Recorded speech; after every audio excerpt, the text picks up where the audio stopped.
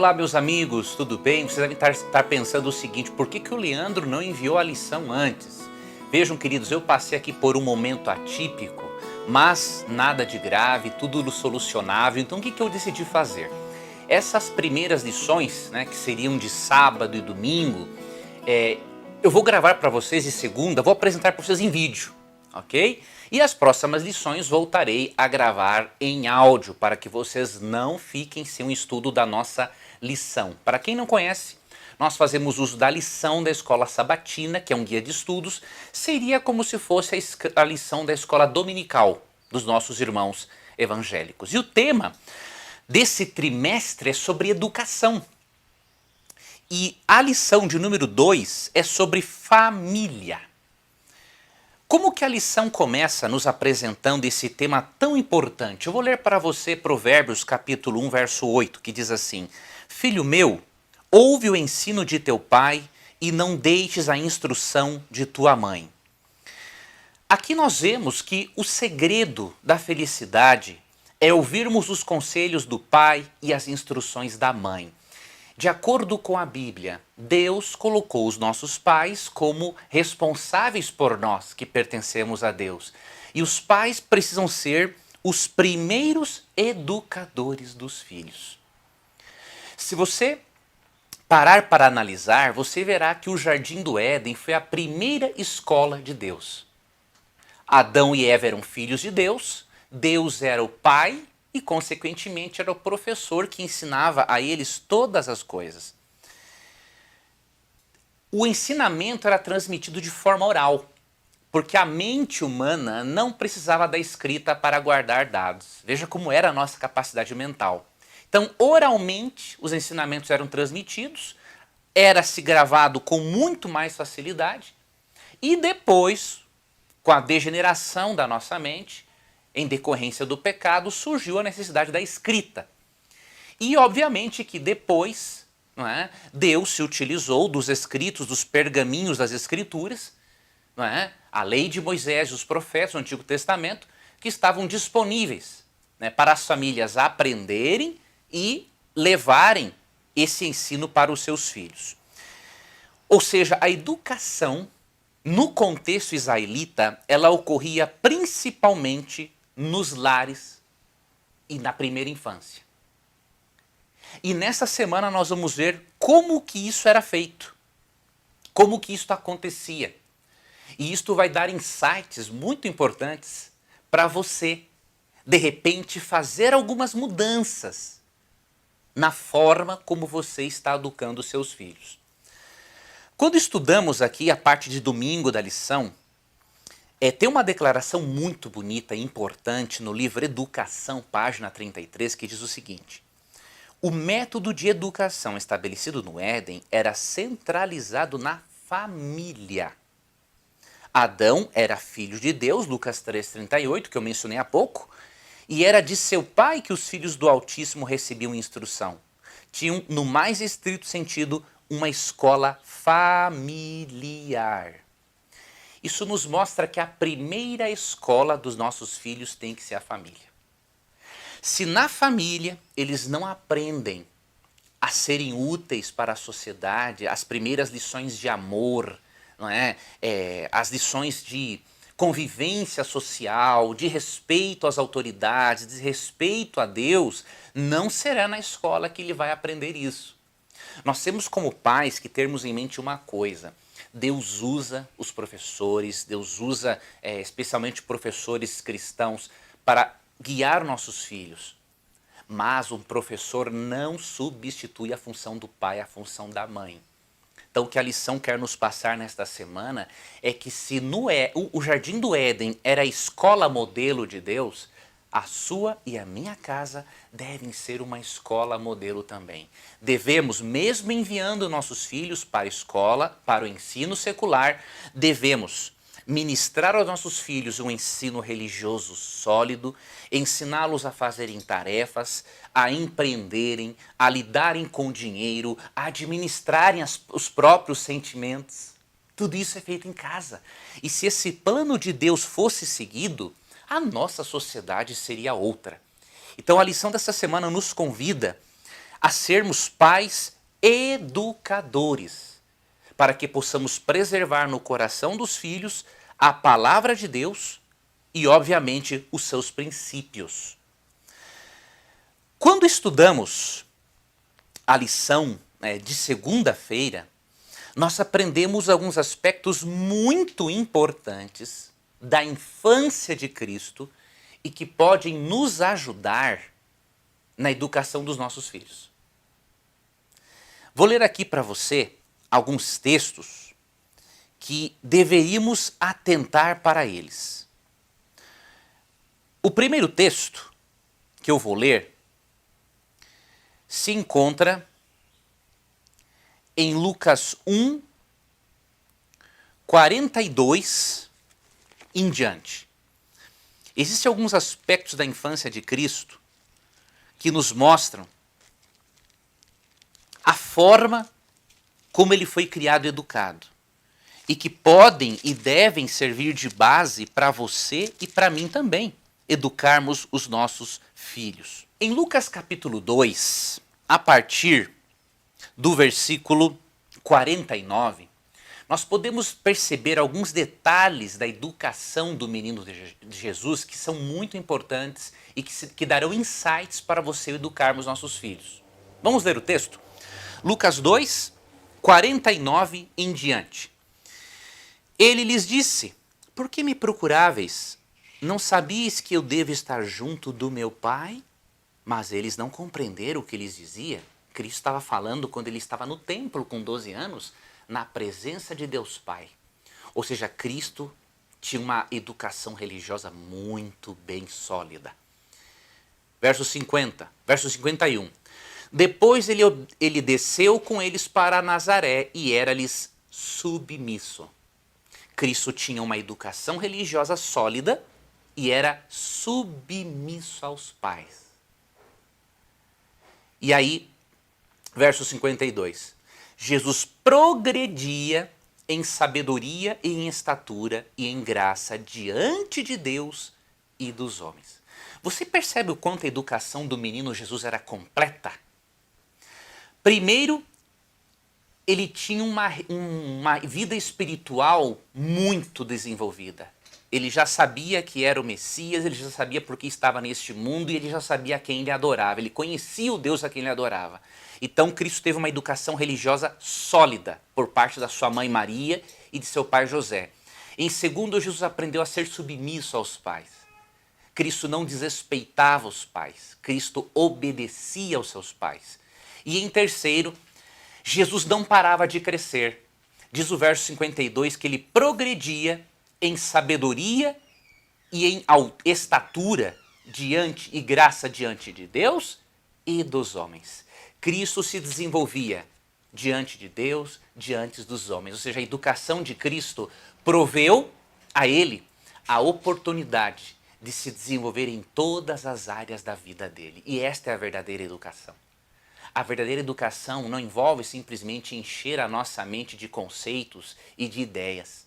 A verdadeira educação envolve trabalhar todos os aspectos do nosso ser para que possamos, ao longo da nossa vida, ir sermos recriados à imagem e semelhança de Deus. Algo que se completará, obviamente, na glorificação. Eu espero, então, que estas primeiras lições tenham sido úteis para você. Amanhã nós vamos estudar na lição de terça-feira, não é, sobre a comunicação, não é, como que deve se comunicar devidamente o conceito, uma verdade, uma opinião, não é, a um filho, a um aluno. E nós vamos continuar então esse estudo sobre família, ok? Lembrando que o plano de Deus é que a família seja a nossa primeira escola, assim como o Éden foi a primeira escola de Adão e Eva, onde eles aprendiam diretamente com o próprio Pai, que é Deus, tá bom? Que Deus abençoe a você, um abraço e antes que eu me esqueça, vá até a descrição do áudio e se matricule no grupo no WhatsApp em que nós vamos fazer um lançamento. Na verdade, vamos fazer primeiro uma jornada sobre a adolescência e depois o lançamento de um material sobre a adolescência que vai revolucionar a vida sua e do seu filho. vai lhe ajudar e muito na educação do seu filho pré-adolescente e adolescente. Então, se você tem interesse em participar tanto da jornada sobre a adolescência quanto do curso que eu vou lançar depois, seria muito importante você estar neste grupo, para você não perder a condição única e exclusiva que eu vou fazer só para quem estiver em um dos grupos do WhatsApp. Tá bom? Não perca essa oportunidade, aproveite, porque muita coisa boa vem por aí. Que a graça de Cristo abençoe a você, abençoe o seu lar, abençoe seus filhos e que este conhecimento que vamos adquirir na jornada de adolescência do dia 12 ao dia 14, às 20 horas, sejam grandes bênçãos na sua vida. Um grande abraço e até o nosso próximo encontro.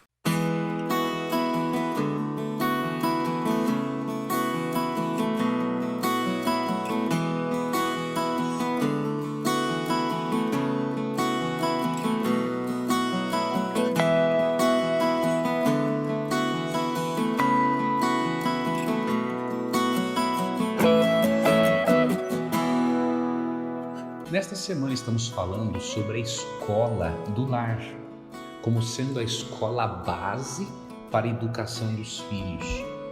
E hoje vamos falar sobre a importância de ensinarmos bons princípios de comunicação para os nossos filhos. E isto começa, obviamente, pelo nosso exemplo. Você sabe que a boa comunicação, ela é muito importante para o ensino. Porque se um professor possui conhecimento, mas não sabe comunicá-lo, na verdade ele não é um bom professor. Ele pode ter o conhecimento que for, mas se não sabe como transmitir aos seus alunos, ele não está cumprindo o seu papel. Com os pais ocorre a mesma coisa. Se nós não soubermos transmitir de uma forma clara, objetiva, amorosa, os princípios que nós queremos ensinar, também estaremos sendo péssimos professores. Só que a educação não envolve só transmissão de conhecimento. Na verdade, a educação, ela envolve mais do que isso. A educação envolve transmitir conhecimento de forma clara, objetiva, mas também a educação envolve relacionamento.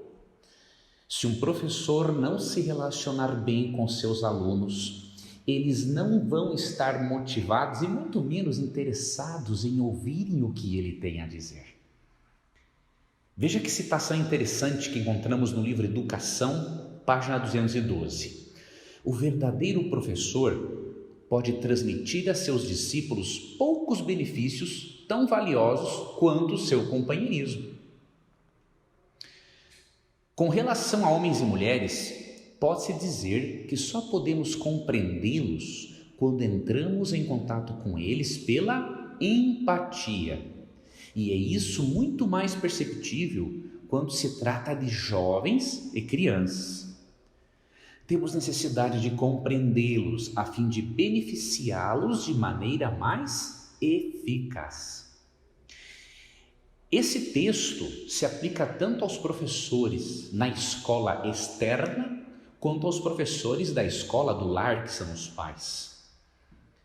É muito importante que sejamos companheiros dos nossos filhos e que tenhamos empatia, os compreendamos. Lembremos que um dia fomos crianças, que um dia fomos pré-adolescentes, que um dia fomos adolescentes, para que possamos ensiná-los com amor, com paciência e sem dureza ou frieza. E a Bíblia apresenta alguns princípios que nos ajudam a termos uma relação melhor com os nossos filhos e também alunos, e que nos ensinam a nos comunicarmos da forma correta, para transmitirmos aos filhos aquilo que Deus quer que transmitamos. Há vários textos bíblicos com muitos princípios, mas eu vou deixar pelo menos 2 para você neste momento. O primeiro, Salmo 37, versos 7 a 9. Descansa no Senhor e espera nele. Não te irrites por causa do homem que prospera em seu caminho, por causa do que leva a cabo seus maus desígnios. Deixa a ira, abandona o furor, não te impacientes, certamente isso acabará mal, porque os malfeitores serão exterminados, mas os que esperam no Senhor possuirão a terra. Neste salmo, Davi convida o ser humano a descansar em Deus e a não ficar pensando naquilo que os malfeitores fazem. E um princípio que fica muito fácil de se perceber e que deve ser passado para os filhos é esse do verso 8: deixa a ira, abandona o furor, não te impacientes, porque certamente isso acabará mal. Mas para você ensinar isso ao seu filho, você tem que ser uma pessoa paciente, não irritadiça. Você tem que ensinar ao seu filho que a ira é um sentimento bem-vindo quando não deixamos esse sentimento ser pecaminoso. Efésios 4, 26 e 27 diz assim: irai-vos e não pequeis. Ou seja, é possível irar-se sem pecar. Agora o verso 27 explica: não se ponha o sol sobre a vossa ira, não dê lugar ao diabo. Ou seja, a ira não pode ser acumulada, guardada para o dia seguinte. Então você tem que expressar a ira da forma correta, não é? Usar da energia da ira para resolver o problema, direcionando a energia para o problema e não para a pessoa. Então, se nós aprendermos a fazer isso, nós estaremos dando um ambiente familiar para os nossos filhos muito abençoado e propício para eles se desenvolverem, inclusive desenvolverem a arte dos relacionamentos.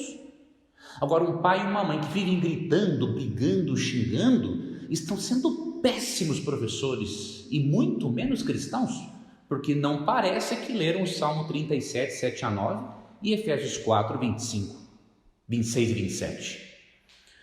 E outro texto muito importante, Provérbios 10, 31 e 32. A boca do justo produz sabedoria, mas a língua da perversidade será desarraigada. Os lábios do justo sabem o que agrada, mas a boca dos perversos somente o mal. Você parou para pensar que nesse texto é dito que as palavras ditas em casa têm muita importância, muito peso? E inclusive elas dizem que tipo de pessoa você é? Provérbios 10, 31 diz que a boca do justo produz sabedoria, mas a língua da perversidade será desarraigada. O que isso quer dizer? Que além da língua da perversidade ser destruída, a pessoa que não faz bom uso da língua, das palavras, para produzir sabedoria na vida daqueles que a rodeiam, ela não é uma pessoa justa, é uma ímpia. E o verso 32 diz: os lábios do justo sabem o que agrada, mas a boca dos perversos somente o mal. Ou seja, ou você como pai e mãe tem lábios justos ou uma boca perversa. Só que a língua da perversidade vai ser cortada fora no dia do juízo. Sem falar do que as palavras têm poder para programar a mente, as crenças dos filhos, crenças que vão direcioná-los por toda a vida, sejam elas crenças potencializadoras ou crenças limitantes. Pais, tenham muito cuidado com aquilo que vocês dizem, porque Provérbios 18, 21 diz que o poder da vida e da morte estão nas palavras. Você pode construir o seu filho com as palavras, mas você pode também destruí-lo. Você pode construí-lo sendo um instrumento de Deus ou destruí-lo sendo um instrumento de Satanás. Então, analise esses princípios, leia outros, como por exemplo em Provérbios 27, 17, Efésios 4, 15, 1 João 3, 18, Tito capítulo 3, versos 1 e 2, Tiago 4, 11. Fale com Deus e diga assim: Senhor, me ajude a usar as palavras desse jeito, para que eu possa ser um exemplo e para que eu possa transmitir de forma correta o seu conhecimento para os meus filhos. Quero lembrar a você que de 12 a 14 de outubro nós vamos fazer uma jornada sobre a adolescência. Então, se você é pai ou mãe de pré-adolescentes e adolescentes, inclusive de crianças, eu recomendaria muito que você participasse dessa jornada. Eu vou deixar para você um link na descrição do áudio, porque nesse link você vai poder entrar num grupo de WhatsApp. Por que esse grupo é importante? Por dois motivos. Primeiro, porque lá eu mandarei o link de cada transmissão, de cada noite. E segundo, somente quem estiver no grupo do WhatsApp vai conhecer uma condição única e exclusiva sobre um curso meu intitulado Adolescência Positiva, um material que vai mudar e muito a sua vida familiar. Então eu gostaria muito que você não deixasse de ir ao link, se inscrevesse, participasse de um dos grupos, porque as vagas são limitadas e dia 12 começaremos às 20 horas, vamos de 12 a 14. Será uma jornada maravilhosa. Você vai ver na descrição do vídeo também os temas que abordarei ao longo desta jornada, tá bom? Que Deus abençoe a você, um forte abraço e até amanhã.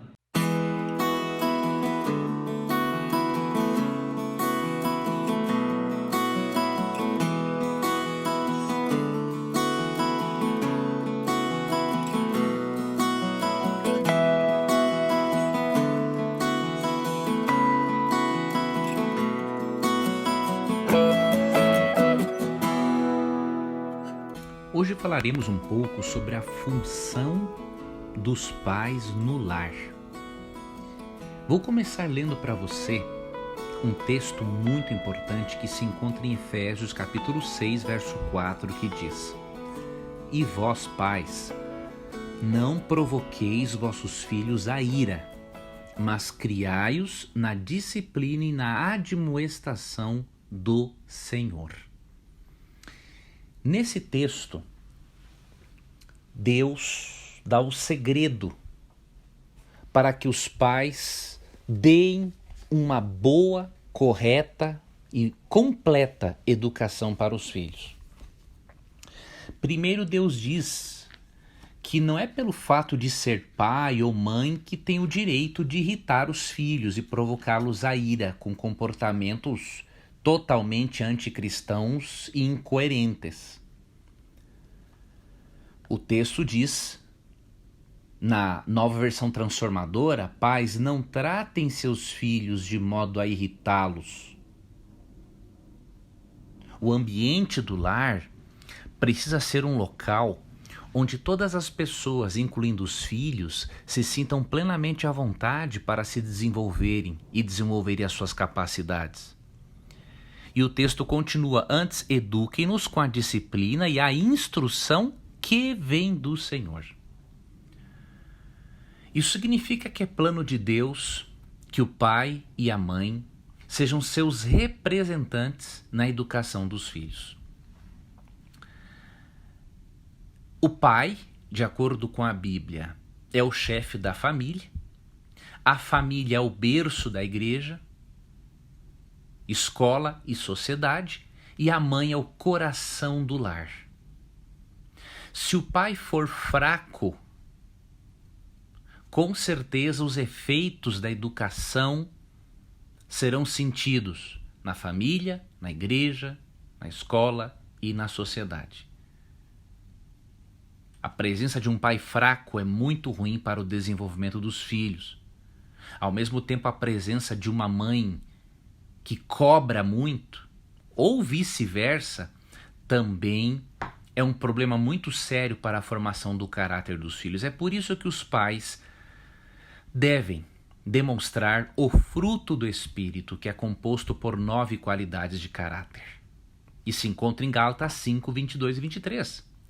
Na educação do seu filho você deve manifestar o quê? Diz Gálatas 5, 22 e 23. Amor, alegria, paz, longanimidade, benignidade, bondade, fidelidade, mansidão e domínio próprio.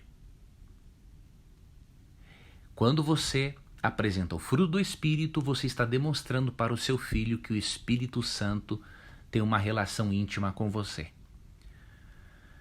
Mesmo que o pai seja o chefe da família, Deus deu esta função ao homem após o pecado, a mãe tem a função, diríamos, mais importante na sociedade.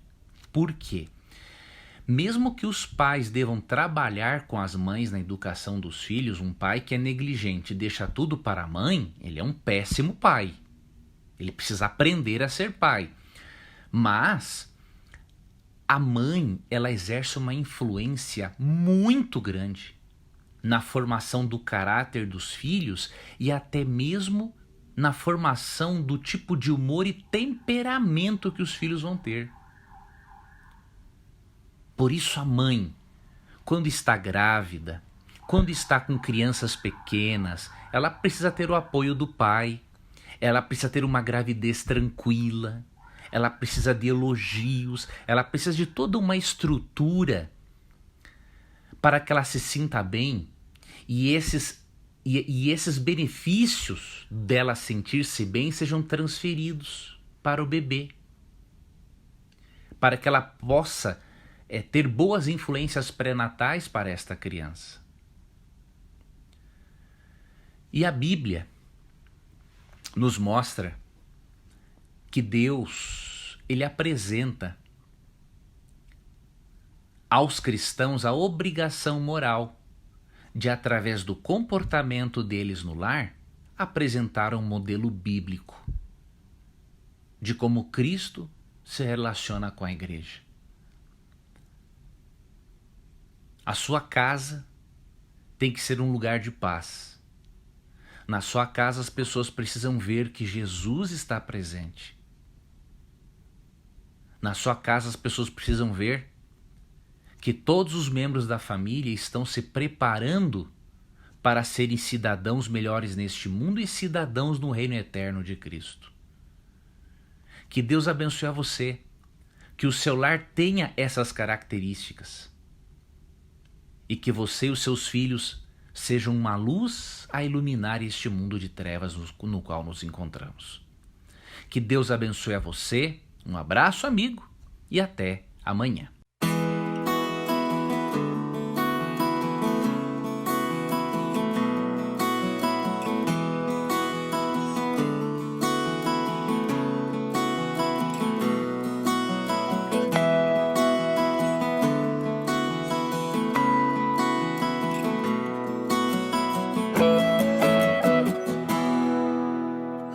Hoje vamos finalizar o nosso estudo da semana sobre a importância de a família ser a primeira escola para os nossos filhos.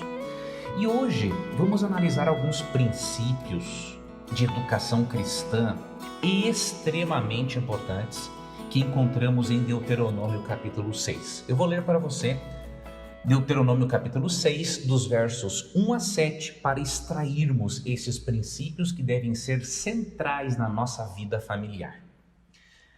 Estes, pois, são os mandamentos, os estatutos e os juízos que mandou o Senhor teu Deus se te ensinassem, para que os cumprisses na terra a que passas para possuir, para que temas ao Senhor teu Deus e guarde todos os seus estatutos e mandamentos que eu te ordeno, tu e teu filho e o filho de teu filho, todos os dias da tua vida, e que teus dias sejam prolongados.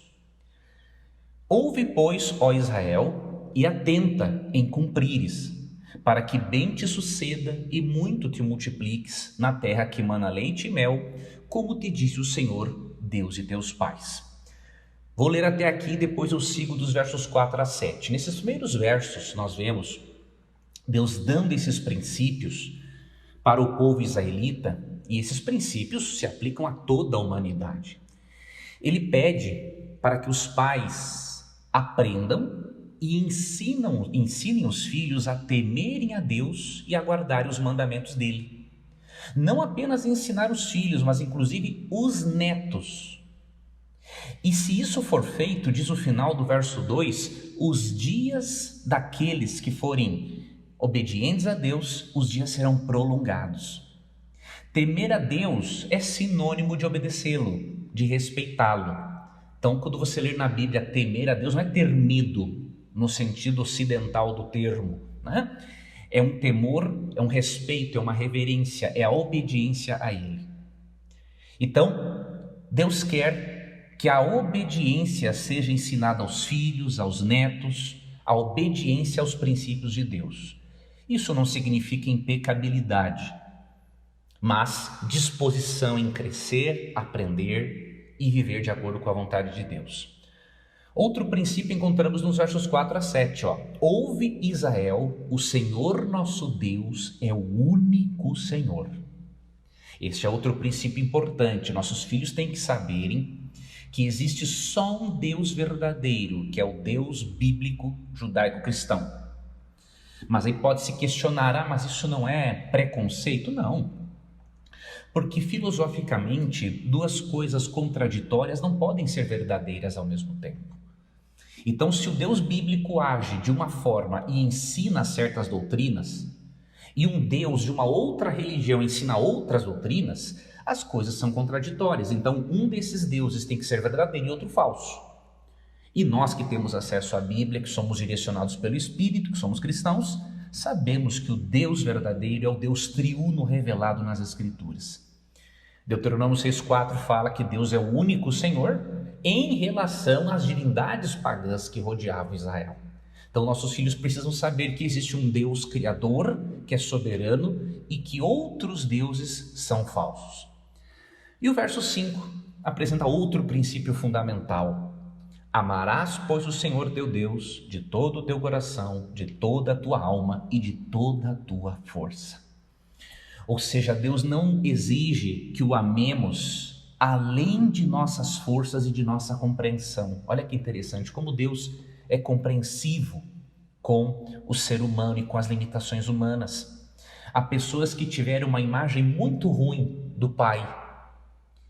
E muitas vezes essas pessoas têm dificuldades em se relacionarem a Deus como Pai por causa da figura paterna que foi distorcida. Deus entende essas pessoas e Deus quer que elas se relacionem com Ele da forma como elas estão conseguindo, até que Ele vai ajudá-las a compreender que Ele, o Pai Celestial, é muito diferente do Pai terrestre pecador e que obviamente não representou bem a Deus diante dos filhos. Mas o texto diz que nós devemos amar a Deus de todo o coração, de toda a nossa alma, de toda a nossa força. E os versos 6 e 7 dizem que isso deve ser ensinado aos filhos, falar a eles quando estivermos assentados, andando pelo caminho, ao deitarmos e ao levantarmos. Por quê? Porque especialmente as crianças aprendem pela repetição.